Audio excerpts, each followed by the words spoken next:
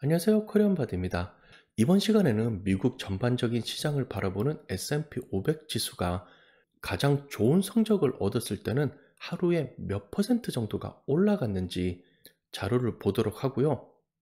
이렇게 혼란한 시장 가운데서도 차분하게 버티면서 계속해서 시장 안에 머물러 있는 것이 왜 좋은지에 관한 이유에 관해서도 뉴스와 자료를 바탕으로 정보를 나눠보도록 하겠습니다.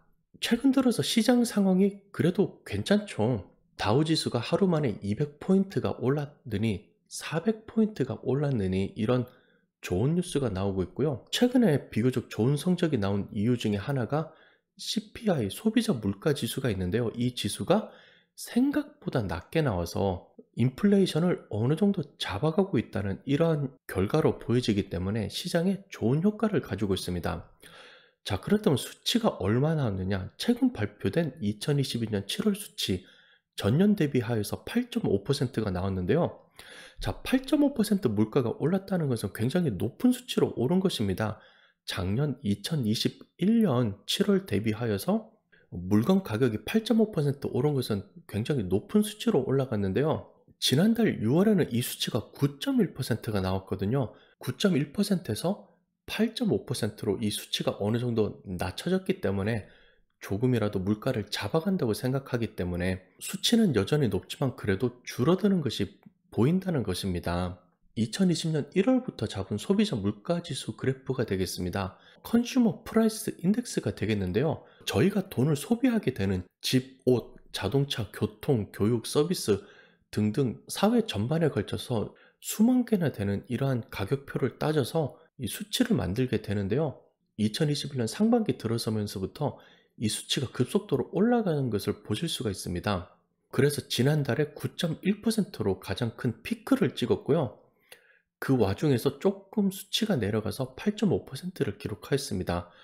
그리고 코어 CPI라고 하여서요. 이 위에 있는 CPI 중에서도 굉장히 변동폭이 큰 음식과 에너지를 제외한 이 수치가 있는데요. 이 코어 CPI 같은 경우는 5.9%로 역시 전월 대비하여서 이 수치가 떨어지고 조금이라도 낮아진 것을 보실 수가 있습니다. 이러한 이유로 인해서 이것이 시장에 좋은 결과를 가져오게 되었습니다. 미국 시장을 대표할 수 있는 S&P 500 지수를 보면은요, 올해 2021년 1월부터 현재 영상을 찍고 있는 2022년 8월 중순까지 수치를 보시면요, 전체적인 성적은 여전히 마이너스입니다. 마이너스 11% 정도 나오고 있는데요. 6월 중순까지 거의 마이너스 20%가 떨어졌다가 최근 2개월 동안에 10%가 바로 회복한 것을 보실 수가 있습니다. 개인마다 조금 차이는 있겠지만요. 연초에 IRA 혹은 개인 투자 종목에 돈을 넣으셨는데 S&P 500을 따라가거나 토탈스탁을 따라가는 이런 곳에 투자를 하였으면요. 5월, 6월에 걸쳐서 거의 마이너스 20%까지 떨어졌다가요. 지금 8월 중순쯤에 계좌를 확인해 보시면은 마이너스 10% 정도가 나와 있을 것입니다. 뉴스 같은 곳에서 종목이랑 S&P 500 지도를 보여주면은 그래도 초록색으로 나오죠. 미국은 상승하였을 때 초록색, 파란색이고 떨어졌을 때 빨간색이거든요. 한국과는 반대의 색깔을 가지고 있으니까요.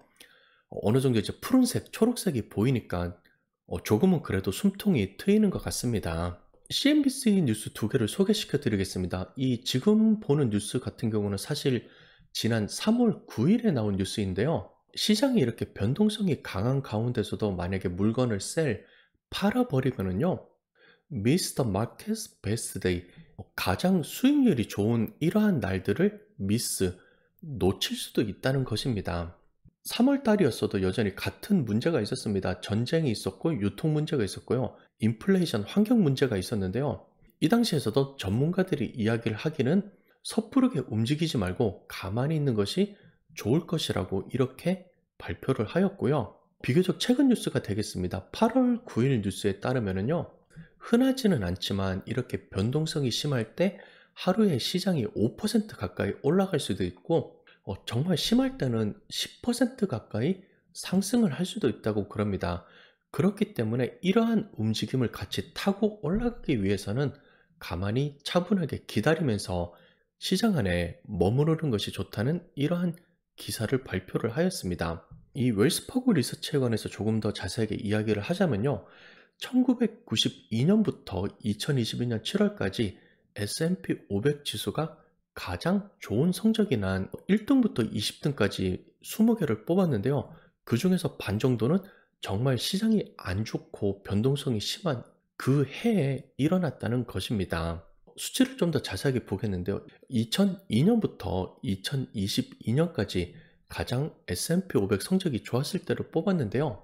2008년 10월 13일에 11%, 2008년 10월 28일에 10%가 올라갔습니다. 지금 보이는 수익률이 누적 수익률이 아니라요. 진짜 그날 하루에 10월 13일 하루에 11%가 올라갔고요. 10월 28일 그 하루에 10%가 올라갔다는 것입니다. 이외에도 날짜를 보시면요. 2020년 3월 24일에 9.4%, 2020년 3월 13일에 9.3%가 올라갔고요. 이외에도 다른 날짜에 보면 7%, 6% 가까이 올라간 것을 보실 수가 있는데요. 여기 연도를 보시면 2008년, 2020년, 그리고 2009년 같은 경우에는 3월 24일 비교적 초반이고요. 이외에도 다른 날도 보시면 2020년과 2008년, 2009년에 모여 있습니다. 자, 2008년에 어떤 일이 일어났습니까? 이때 서브프라임 몰기지, 일명 리만 사태라고 그러죠. 미국의 몰기지 마켓 주택시장이 붕괴되어서 주식이 바닥을 찍었다가 서서히 회복을 하기 시작한 혼란에 빠져있던 그 시기였고요. 2020년 3월달은 여러분께서도 잘 아시다시피 코로나 팬데믹이 전 세계적으로 막 시작하는 그때였습니다. 이러한 혼란한 시장 가운데서도 10%, 9%, 7% 가까이 좋은 성적을 낸 이러한 날짜가 섞여 있었다는 것입니다. 다음 수치는 역시 비슷한데요. 2020년만 봤을 때 S&P 500 지수가 가장 좋았을 때와 가장 나빴을 때를 본 것 되겠는데요. 3월 9일과 3월 12일에 하루 만에 마이너스 8%, 마이너스 10%가 떨어졌고요. 이전 그래프에서 본 대로 3월 13일에 9%가 오르고요.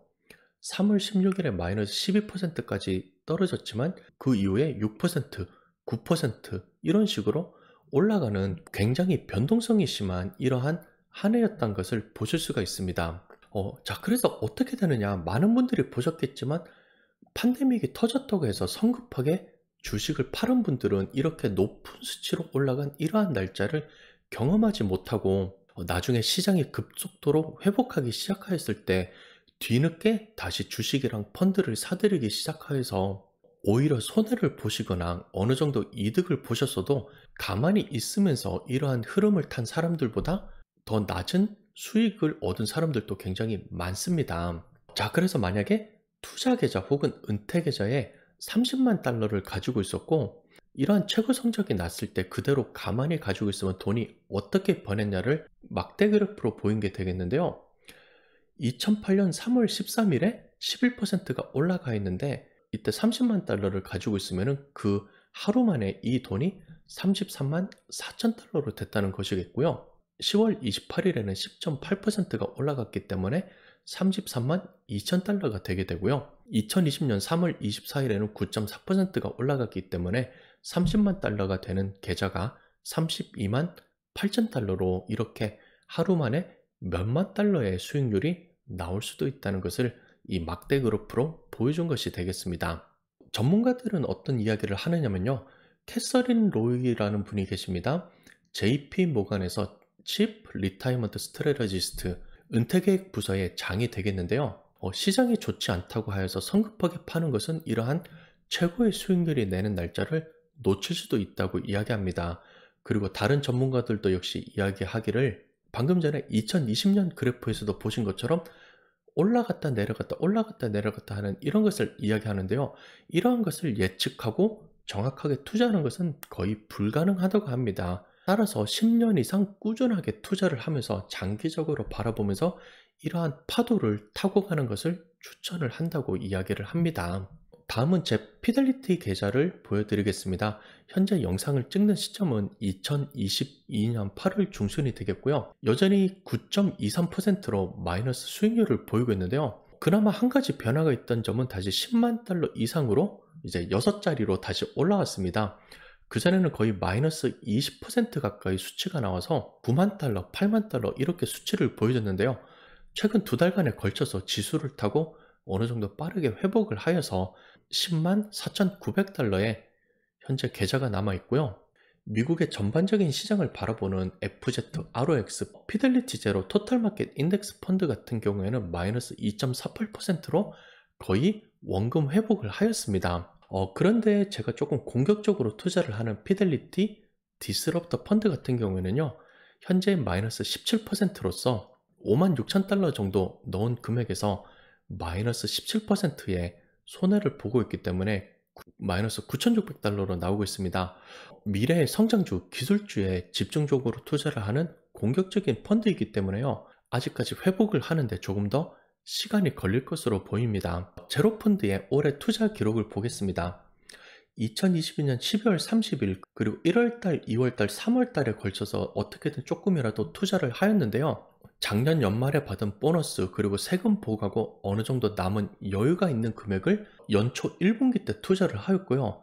그 다음부터 시장이 많이 하락을 하기 시작하고 물가가 높아지기 시작하면서부터 주머니 사정이 좋지 않아서 4월 29일 그리고 6월 10일에 조금 투자한 것 빼고는 그 다음에는 더 이상 투자를 하지 못했습니다. 아마 많은 분들이 비슷할 것 같아요. 이때쯤 돼서 물가도 굉장히 많이 올라가서 식비도 많이 나오고 기름값도 많이 들고 하여서 주머니 사정이 굉장히 좋지 않은 상태였고요. 주식이랑 펀드가 많이 떨어진 것을 보았어도 총알이 다 떨어져서 더 이상 쏠 수 없는 그런 상황이었습니다. 그 가운데서도 어떻게든 돈이 있으면 500불, 1000불 이렇게 조금이라도 저는 더 투자를 하였고요. 저 같은 경우는 타이밍을 잘 맞춰서 사거나 뭐 그런 것은 아니지만요. 현재 마이너스 2.47%의 수익률이 나오고 있지만요. 그래도 하나 잘 하고 있는 것은 한 주라도 팔지는 않았습니다. 꾸준히 가지고 있으면서 장기적으로 불려나갈 계획을 가지고 있습니다. 영상 마무리를 하겠습니다. 시장이 어느 정도 빠른 속도로 회복을 하고 있기 때문에 뉴스를 보면 이제는 긍정적인 뉴스와 부정적인 뉴스가 어느 정도 섞여서 나오고 있습니다. 이제부터 바닥이니까 상승한 일만 남았다고 발표하는 뉴스도 있고요. 또 다른 뉴스는요, 아직까지 성급하게 결정하기는 이르다. 실적이 안 좋은 회사, 정리해고를 하는 회사들도 많으니까 수치가 지속적으로 떨어질 가능성이 있다고 말하는 기사도 많습니다. 따라서 미래는 아무도 모르니까요.